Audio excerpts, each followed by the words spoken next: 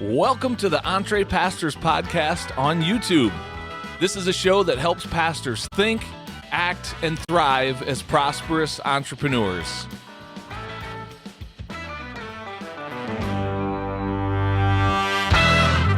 Now, here are your hosts, Les Hughes and Jon Sanders. Oh, hey, what's going on, everybody? Welcome back to another episode of the EntrePastors podcast. My name is Jon Sanders, and I'm here with my other co-host, Les Hughes. Hey, Les, how you doing, man?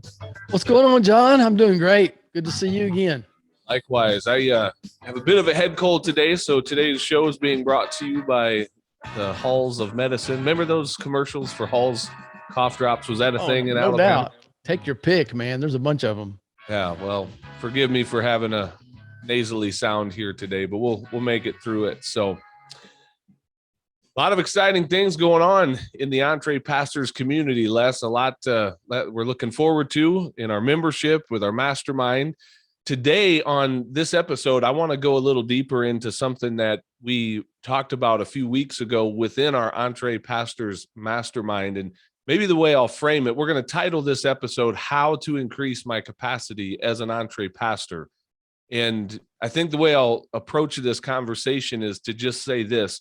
When we talk to pastors about taking this journey of becoming an EntrePastor, for most pastors, that is going to require leveling up in, one, if not multiple areas of their life. It's likely not going to be a lateral move. And why I say that, Les, is because so many pastors are already kind of maxed out in their pastoral role. If they're full-time pastoring, they've filled every inch of margin in their schedule, and they already feel overwhelmed. And now here come Jon and Les with the EntrePastors message of, hey, what would it look like to help you think, act, and thrive as a prosperous entrepreneur? It is possible. It's absolutely possible, but it's going to require leveling up and increasing capacity. A pastor is going to have to increase their capacity on average to be able to do this. What do you say to that? Well, one of our members of our mastermind, as we were having that conversation, there was a little bit of pushback there, and but I think it was because of a little bit different approach. So if you'll remember, their pushback was, hey, we've all got the same capacity. We've only got that, the same amount of time in a day, the same, et cetera, et cetera. But when we are talking about capacity, it's not only time that we're talking about, right? So I would say, even in that regard, though, while it's true that we all do have the same 168 hours in a week, look around, and even some of the people that are your age that possibly have the same kinds of background, there's a wide spectrum of things that people accomplish with those same 168 hours. So, resources are different, right? Like there's an abundance of wealth out there, and there really is no ceiling to that, depending on your own abilities. There is a ceiling on the time factor, no doubt, but there still are some things that we can do to increase our capacity in the sense of output, knowledge, skill sets, spiritual gifts. All of those things can be improved. That's what we mean by increasing your capacity. Right. And we'll get into the time. That's just one factor of this. And yeah, it's that reason that you look at some people and say, how are they getting so much more accomplished? Or how are they able to have their hands in multiple things? I would contend on some level, it's because their capacity, they have a higher capacity. This isn't a statement of, someone being superior or inferior. It's not that. It's about, if you want to go to another level, you're going to have to increase your capacity. I'll give a different metaphor that this will make sense. At least it makes sense in my world. Like a fish, if you put a small fish in a small aquarium, that environment, the capacity of that environment will ultimately stifle the growth of that fish. If we get that fish out of that environment or increase the capacity of that aquarium and get them into a bigger tank, that fish now has more room to grow. And so, and I think there's other areas we could, use that same metaphor, but that's really what we're tapping into here when we talk about increasing your capacity. Pastor, if you desire to have a business or a side hustle, or even multiple side hustles of your own, and developing multiple streams of revenue, it's totally possible for you to do that. And to be a pastor and to be a good pastor and to still be obedient to the calling that God has placed upon your life. But it's most likely going to require you to level up. And so what we're going to do in this episode, Les, we're going to label 6 areas of, different focus that a pastor might need to level up. There's probably others we could add to the list. And let's do this. Since we've already mentioned time, let's just go ahead and jump into that as the first one we'll throw out. So when we talk about time, you already said, Les, we all have 168 hours in a given week, 24 hours a day. Nobody gets more time than that. And in our conversation with our mastermind, someone made a really interesting point. I've never heard it said this way. We often use a phrase about time management, and he just made the point, you can't really manage time because of the fact that time is just marching on. It's more of an issue of attention management or focus management, things like that. And we've done, I think we did a whole episode on this at one time, Les. We did a teaching on time, so we won't camp out here too long. But what would you add to that conversation for a pastor that is saying, look, I'm already feel like I'm overworked in my schedule and don't have any margin for more? How do we increase the capacity to bring more margin into that arena of time? Several of these areas overlap. So I would say one of the things is to identify what is your zone of genius and what is your zone of excellence and your zone of competency and your zone of incompetency. And as you start, the bottom of that pyramid would be your zone of incompetency. And those are the things that we just absolutely positively should not do. And either they should not be in our life, or if they need to be done, we find somebody else that could do them quicker, better, bigger quality. And as you move up that pyramid of, let's say the pyramid of capacity or the pyramid of abilities, the ideal place would be to be able to spend 80% of your time in that zone of genius. We go from the zone of incompetency to competency. It makes us feel, better about ourselves. Those are things that we can do, but probably not the best usage of our time. And I could give you an example of that would be me building out a website. I could stumble my way through, find enough YouTube videos, ask experts questions, and do it myself. But man, I'm not going to it's going to take me longer. It's going to take me away from the things that I could be doing. That's going to move the needle a whole lot more in my life, but I could do it. And then there's the zone of, excellence, which is going to be the things that I'm really good at, maybe better at than most. That's a real good usage of my time. The temptation is to get settled into that, and because it's still comfortable. But when we can get to our zone of genius, like in our organization or in our business or in our church or ministry, the things primarily that really only you can do in the way that you can do them, ideally, that's where you want to be. And there are some ways to carve off those things, maybe not all in one day or 1 week, but gradually carve them off. One is to learn how to really delegate and build a team. Jon, when I've worked with teams before, like leadership teams at a church, it might start out with just me and 1 or 2 more people, but it's wise to even to do like an org chart. You might have 20 spots in there and your name might be on 15 of them, but gradually you can sort of have a plan of bringing other team members on and them doing some of those things that aren't in your zone of genius. Yeah, I love that lesson. I'm just going to go down a little rabbit hole for just a moment here, in that this is one of the many reasons I love this conversation about EntrePastoring, because it forces something that is very biblical. When a pastor says, look, I'm not going to be able to do all of the work of the ministry, I applaud that. That's not bad news to me. That's very biblical news to me, Ephesians 4. I love that because it basically forces a pastor to look at their time in any given week and the roles that they're showing up in and saying, okay, I should not be doing all of these things. I need to build a team, delegate, hand some of this off. In some cases, maybe it's hiring certain projects out altogether, whether it's to an employee of the church or an independent contractor, whether that's a VA or someone on Fiverr or whatever. We all kinds of resources where we can delegate build a team or hire out certain things that then free up time. So to make this super practical, Les, I would just say to a pastor, it is okay for you to hand work of the ministry off to the people of your church, the team around you, other resources around you. And in that time that's now freed up, you can start focusing on something called EntrePastors. Like you can start building out this other thing. And now you've got margin in your life to do that because you delegated time. Something else. And we saw one of these in our world just the other day, and we can be transparent about that because it's kind of, it's a little bit funny, but it also is a perfect example. We were having a conversation with our team about putting something on a spreadsheet. And so we won't get into all of the weeds, but it came around to yours truly putting something on a spreadsheet, and you saw firsthand what happens when I start trying to put something on a spreadsheet.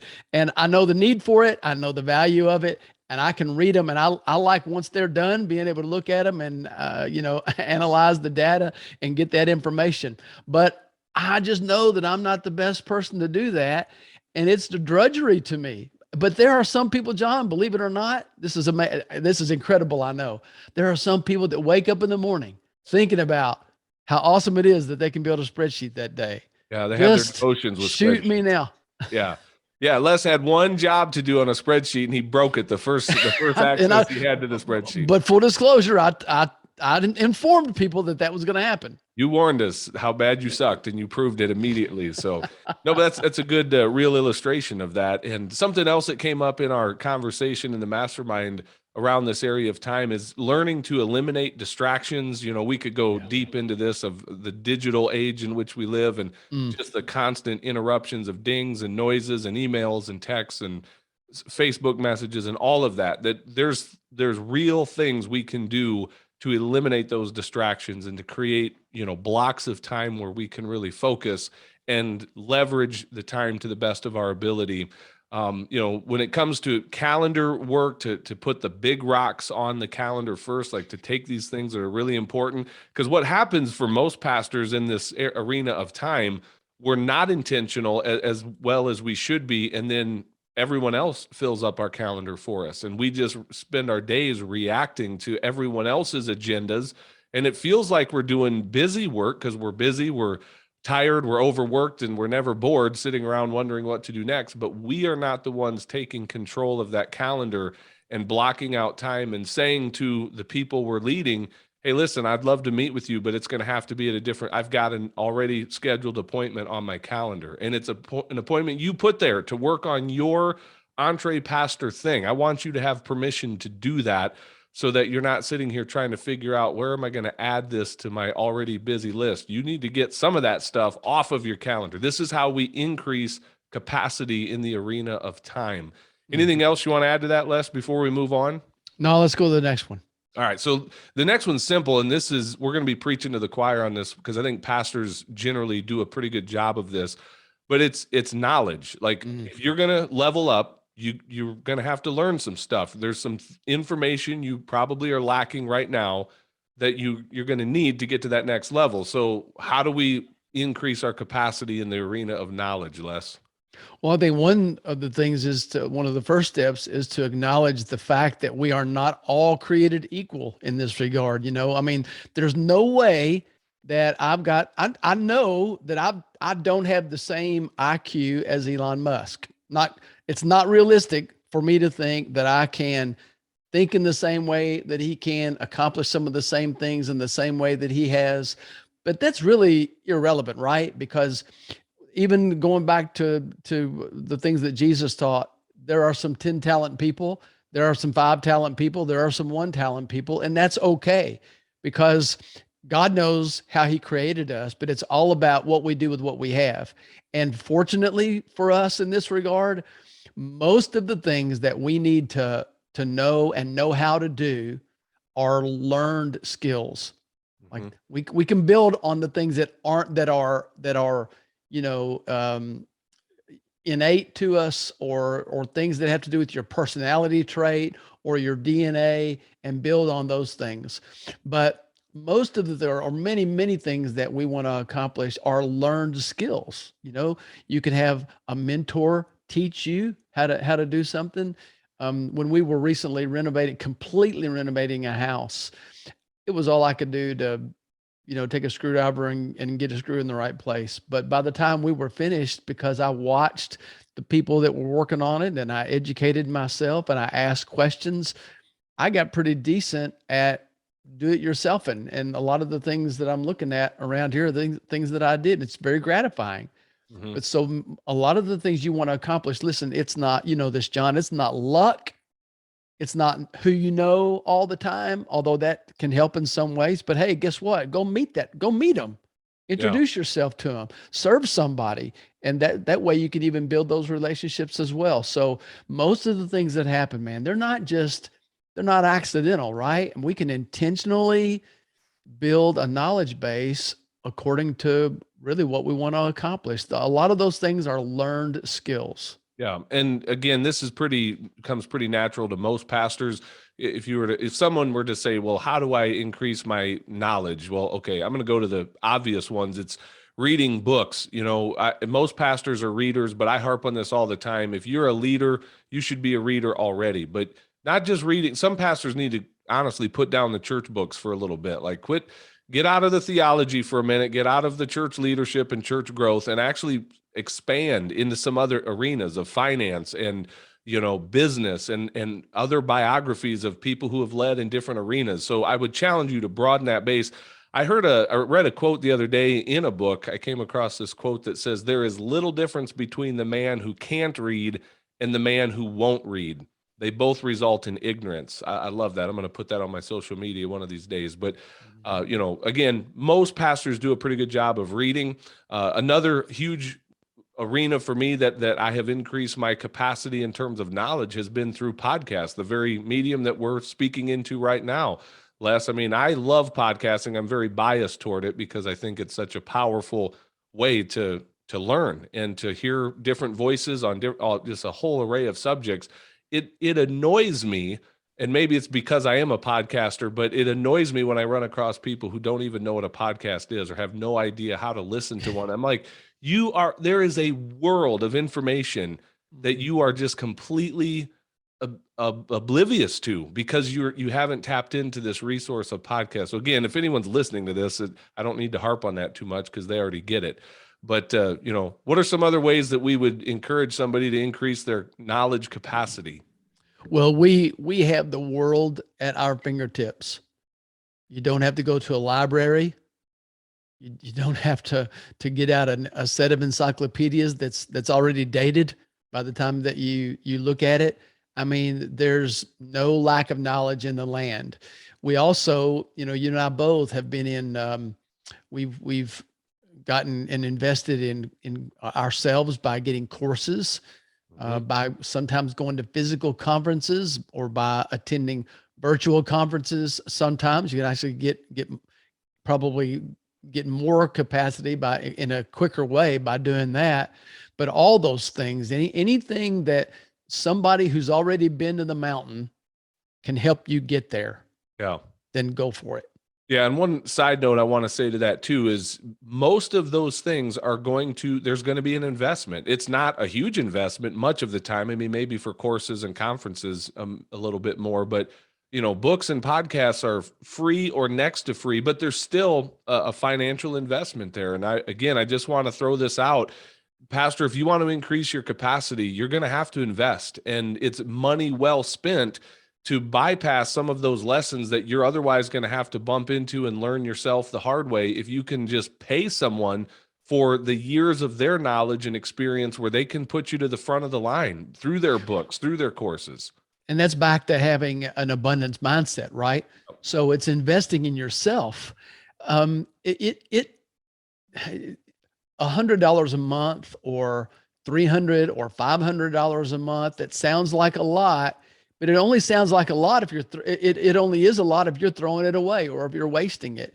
If I'm making an investment and can look, speaking of spreadsheets, if I can put on a spreadsheet that I am 10xing that investment, if I had a vending machine and I could put in $1 and get out 10, I'm doing it all day long. And we're seeing that. you know? And when you invest in something that's going to help increase your capacity, you're not, I mean, hopefully you're blessing somebody else, but you're not just giving that away and see you later, have a great day. I mean, you're investing in yourself. And we can get, that's a whole different podcast probably on the psychology of that. But, you know, John, sometimes don't you think that sometimes people are timid or even fearful of investing in themselves because they're fearful they won't succeed?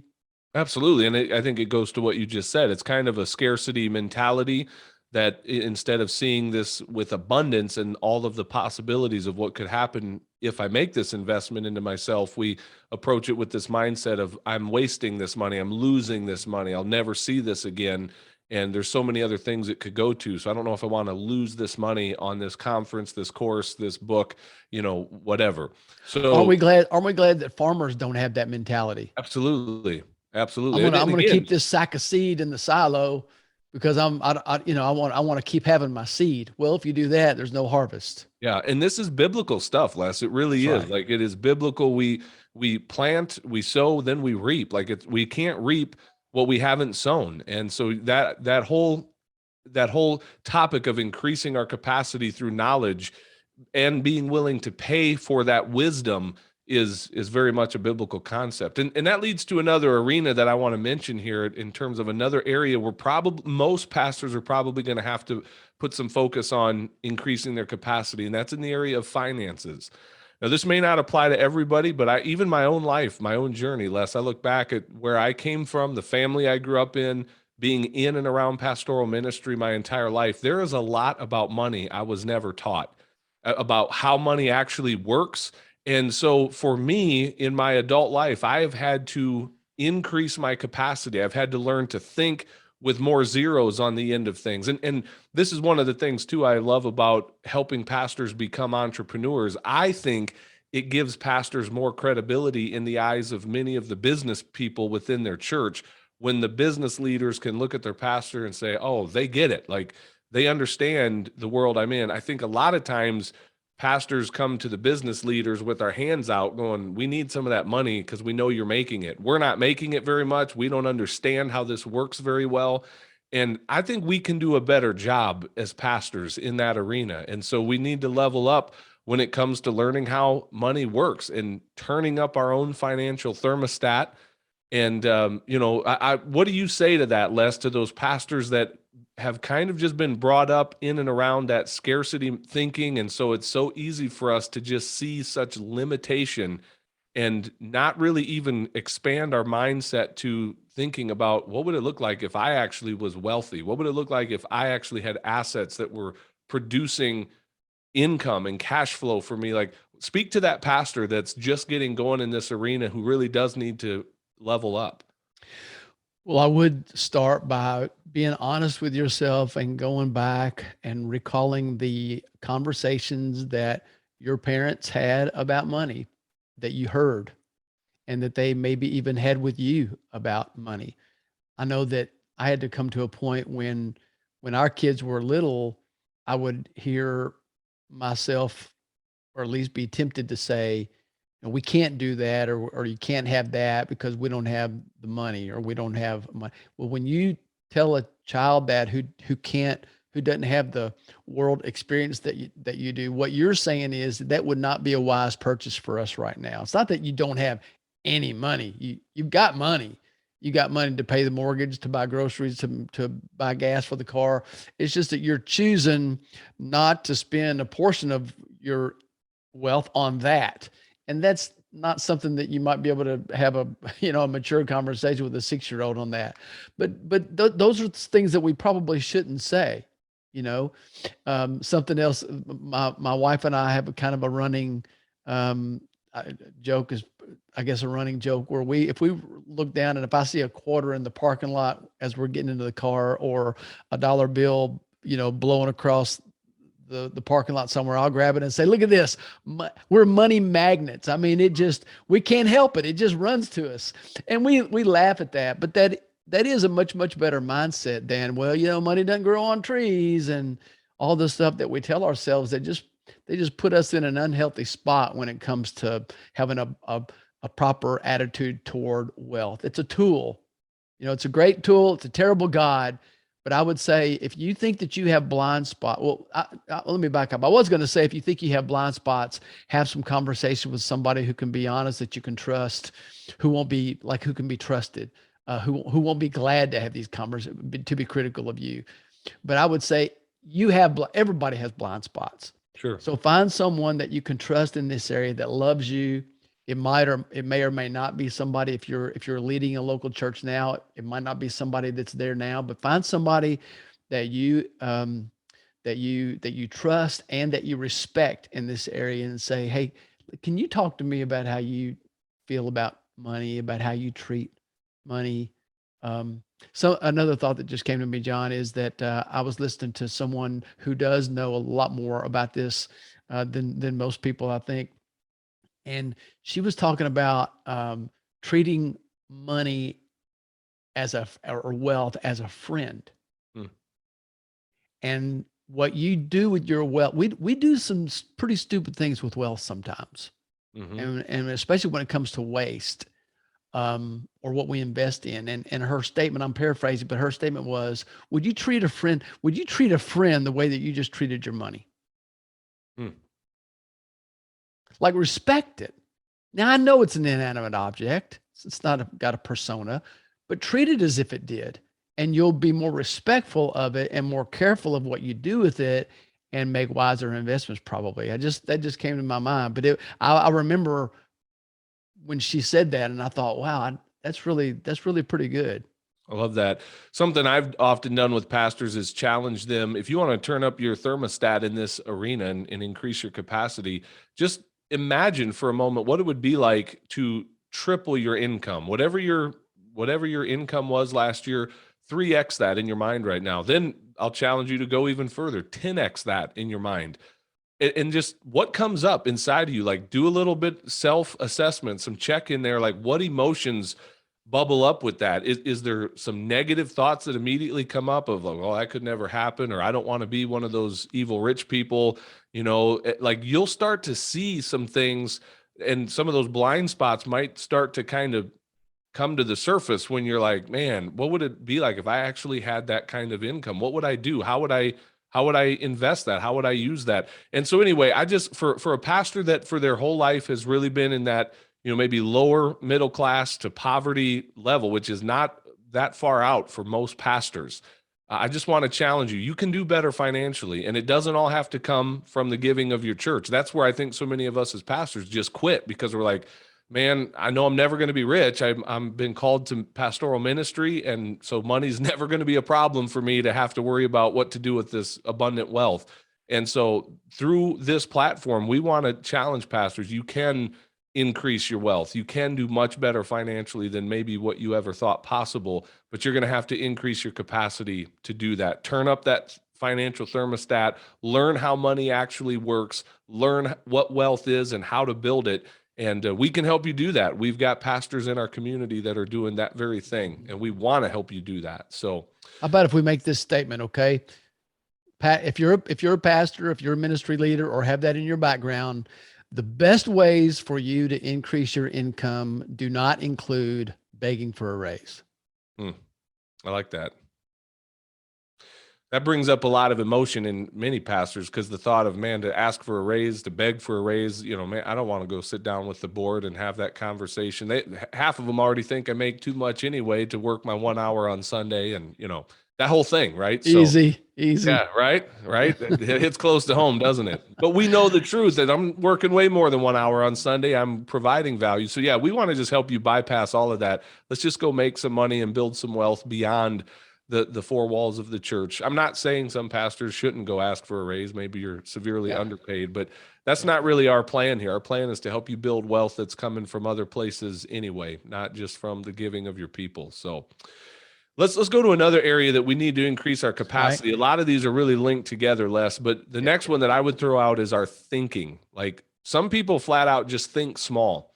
I'll tell you a quick story. Years ago, I was in different Facebook groups, and there's one, I don't want to name it, but I can say it was for small church pastors.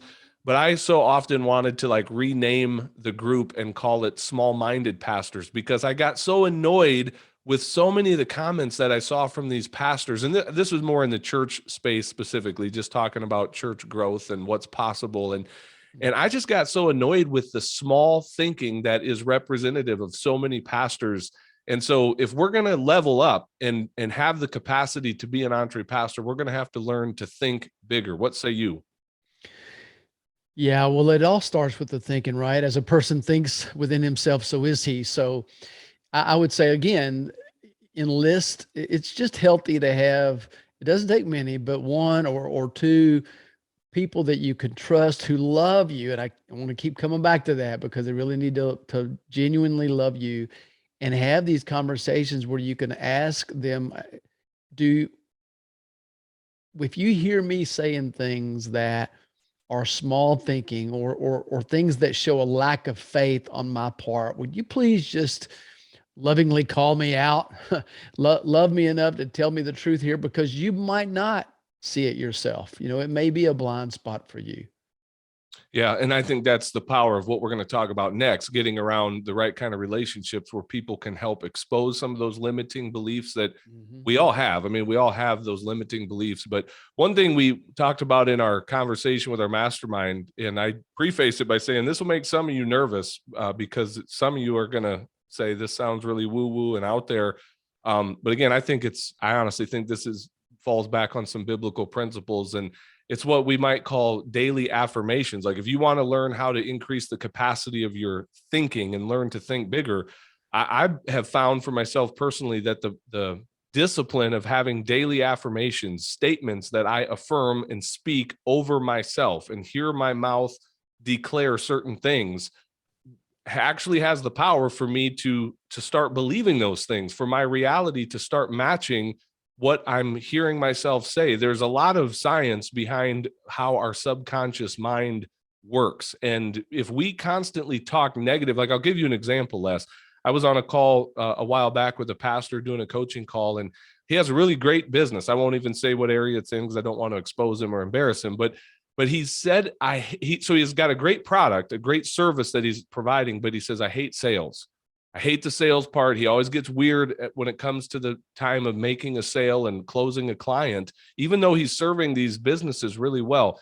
And I challenged him. I said, you need to be careful with that language, because when your subconscious mind hears you say, I hate sales, when it comes to that pivotal moment of closing a deal and selling, serving your potential client, your subconscious mind is going to kick in and go, no, remember, he doesn't like sales. We're going to work really hard to keep him in alignment with that reality that he's not good at selling stuff. And I said, you'll sabotage so much success because of the words you're speaking. So if it can work negatively against us, it can also work positively in our favor. The Bible says, as a man thinketh in his heart, so is he. I think there's the power of life and death are in the tongue, scripture says. So we have the ability with our words to sculpt a future that is better than our current reality by speaking it into existence. So I'm a big believer of those affirmations. I think that they do help expand the capacity of our thoughts and help us think bigger thoughts than what we used to think. Yeah, and use the example of sales. When you're uncomfortable there, it's not because you don't believe in your abilities or you don't believe in the product that you're wanting to help someone else with, but it's perceived that way. And then that's what leads to the sabotage, when they just sense the uneasiness and the lack of faith. Or it's not that you're being disingenuous at all. It's just that you've told yourself that you're not good at this, you don't like this, but you're going to do it because it's a necessary evil. It's kind of what you're thinking, but that's picked up by other people, and it will sabotage your success, no doubt about it. So this is not, and it's just a matter of, you can help speak yourself up here.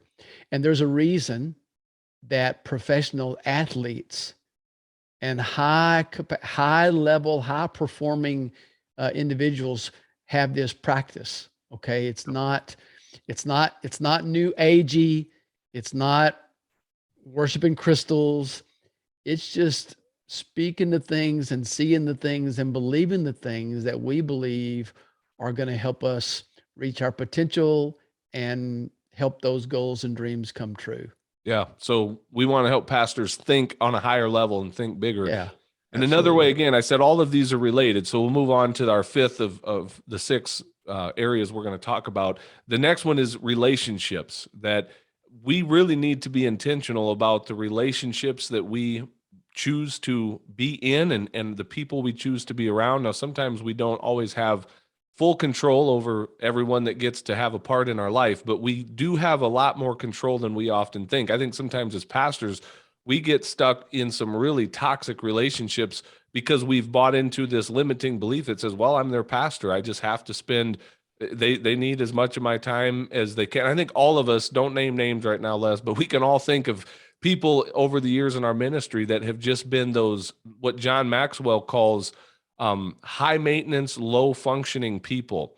And I remember that in a book he wrote a long time ago. And it really stood out to me that in ministry, in the church world, you're going to have those people that come into the body of Christ and they need to be loved and they need to be served and ministered to, but they're high maintenance. They relationally take a lot out of you, and they're low producing, low functioning people. So I always told our staff, like, I'm looking for the exact opposite of the people that are on the staff of my team here in our church. Like, you're going to be low maintenance, high producing people. We will open our hearts to the others, but I'm not investing tons of my time. They're not getting super close to me. I want to be surrounded with low maintenance people where relationally I'm not doing a lot of work to keep the relationship up. And there's a lot of functionality that's coming from it. They're producing. And I want to be surrounded by people like that are not toxic. They're not small thinking, small minded people. They think big. They believe for the best in others. Like, those are the types of relationships that I want to be around. How about you? Well, the folks that are listening to this podcast. So you're listening here for a few reasons. And one of the reasons that you're drawn to this message is that you love people. Mm-hmm. You're called to serve people in some way, probably pastors, people, missionaries, people with even a heart for the kingdom. We just love people. And that it's not even a personality style issue, John. There are extroverts, love people. Introverts, love people. They don't want to be around a crowd of people all the time, 24/7, but they still love people, right? But loving people doesn't always mean that we're around them in equal measure, or that we give them the what's the word I'm looking for, man? The trust and the right to the what's I'm looking for a certain word, that we're giving them the Access? yeah, the to say things into our life in equal measure. So some people, it's just long term, it wouldn't be healthy for me to spend the majority or a good bit of my time with those people. It wouldn't be healthy for me. There are some people that would be a toxic relationship, right? So I am commanded to love those people, but loving those people may look different, right? It may mean that I'm not going to be the one. They're not going to be part of that inner circle. Jesus loved everyone. He had 12 disciples. 3 were in his inner circle. Mm-hmm. So, and I think that in many, many ways, that's a very, very healthy example for you and for me. So what I'm saying in that is when you choose, really, when you kind of make the decision in your life that, you know what, I need to start thinking differently. I need to stop being so negative. I need to stop telling myself that I'm a loser, or that I'm a failure, or that I'm good at this, or not good at this or that. Then maybe part of that is that you need to be around some people who are going to reinforce those things in your life, instead of, be those joy suckers. Absolutely. And I'll even double down on that and say for many pastors, if you're going to increase your capacity relationally, it is going to require you to intentionally distance yourself from certain relationships, maybe cut some off altogether. But at the very least, put them at an arm's length, and then replace those with more high level, high capacity relationships. It's one of the things we offer in our community with our membership community, Les, is we have pastors, and certainly our mastermind, we are creating a community where pastors can be celebrated for the success that they're having in all of these different arenas, and not being surrounded by people that are going to drag you down and pull you back into the mud and go, no, we don't want you to succeed. And so it's super important. You're going to have to increase your relational capacity. And there's a whole nother angle to this too, Les, that our net work is really a part of our net worth, that we need to be expanding our relationships, because it's not just about us getting there on our own, leveling up on our own. Often that leveling up is going to come through those relationships that we are connecting with and the network that is expanding around us. So there's so much to this arena of increasing our relational capacity. So one more thing we'll say, we're kind of wrap it up here. This is going a little longer than I wanted it to, but one more super important arena that we need to pay attention to is our physical. As pastors, I think so often it's easy to focus on the spiritual side of things, and I think pastors can do a better job of grasping those things that are a little bit more transcendent, or there's a word that's now escaping me, that's not tangible, the intangible, right? That's the word I was looking for. And so we go there a lot. But we also need to realize we are physical beings. And this is an area that for myself has been a constant struggle in my years of ministry and leadership. It's giving the right amount of attention and focus to my physical health, my nutrition, my exercise, getting the right amount of sleep. And if we ignore that, there's some big problems waiting for us that will help kind of, take away the success in those other arenas if we're not developing and doing a good job of cultivating in the physical realm. So what do you say to that, Les, to the whole physical arena? Yeah. And the word that I was trying to think of before was permission, the people we give permission to. So there you go. Wrap the bow up on that one. Yeah. This is something that affected me several years ago, John, when I wasn't getting the sleep that I needed. I had stopped a pretty consistent exercise regimen that I'd had for years, in addition to some hereditary things related to my own, physical makeup, and crashed pretty hard when I had a major heart attack. And that served as a wake-up call in many ways to me. So, God was gracious and spared my life. And it just reminded me, especially having really serious conversations with physicians after that. I had underestimated I knew the importance of exercise and not going crazy with eating habits and things like that, but I had underestimated the importance of sleep. I didn't want to be lazy. I don't want to be slothful. We kind of wear that as a badge. Well, I get up at 4:30 in the morning and I do the blah, blah, blah, blah. But that'll catch up to you for a while. And it's okay to get up at 4:30 if you're going to bed at 9. Or whatever. But everybody's different here. So I know people, believe me, man, I know leaders that hardly sleep at all. Yeah. Hardly at all. But for me, that ended up being very, very healthy. And they all these things affect each other, right? They affect our mental state, our emotional state, and even our spiritual. Absolutely. Yeah, it's so important. And to ignore this arena is to do so at your own peril, because we can ignore it for a while, but it catches up. And it's that whole reality of choose your heart. It is hard to, eat right and to exercise and to sleep and get the number of hours of sleep you need. It's not easy, but it's also hard when you're laying in the hospital recovering from a heart attack, or when your physical health is so poor that you do not have the physical bandwidth or capacity to keep up with the schedule that being an EntrePastor will demand, because you're just constantly run down and shot and worn out. A lot of that stems from our physical. And again, we could do a whole series of episodes on this. So we're just scratching the surface on this. But here's what we're going to do, Les. In our backstage portion of this episode, you and I are both going to share one, maybe a couple stories, really practical, of where we have increased our capacity in some of these areas. And so you and I have both been given the challenge to think about that. What's a really specific arena or way that you and I have increased our capacity? So we'll go there in just a moment. But as we get ready to sign off, let's talk real quick about this dollar trial offer that we've got going for our membership right now. After saying all of this stuff, man, this is a great place to just say, hey guys, we have a community that is helping pastors level up in all of these arenas and helping you find success. And right now we're letting you in for $1 for the first month. Les, what would you add to that? They need to know about this.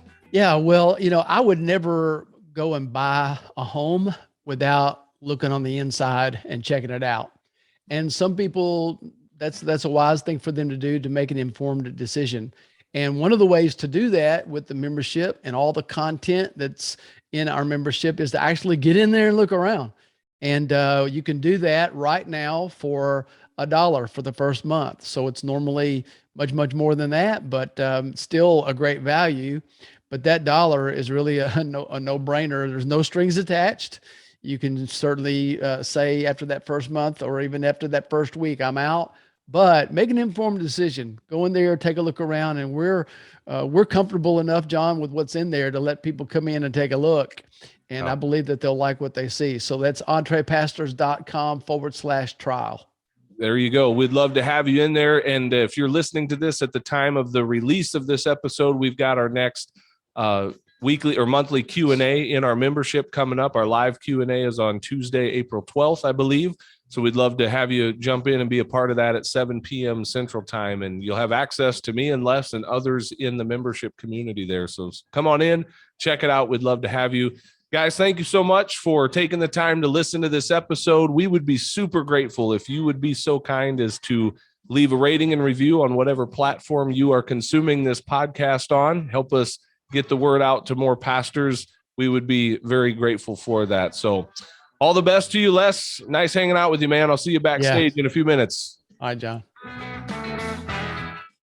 Well, hey, thanks for watching this episode of the EntrePastors podcast. Make sure you hit that subscribe button so you can be notified every time we release a new episode. If you'd like to get connected to other pastors who are learning to think, act, and thrive as prosperous entrepreneurs, then we invite you to check us out on Facebook. Just search for the EntrePastors Connect group, answer a few of our simple questions there, and we'd love to include you in the conversations. And if you're really ready to go to the next level, then we invite you to join our EntrePastors membership community. When you become a monthly subscriber, you will receive access to courses, exclusive community, and coaching that will help you along in your own EntrePastors journey. If there's anything else we can do to serve you, please visit us at EntrePastors.com, and we will do our best to serve you there. God bless everybody. See you soon.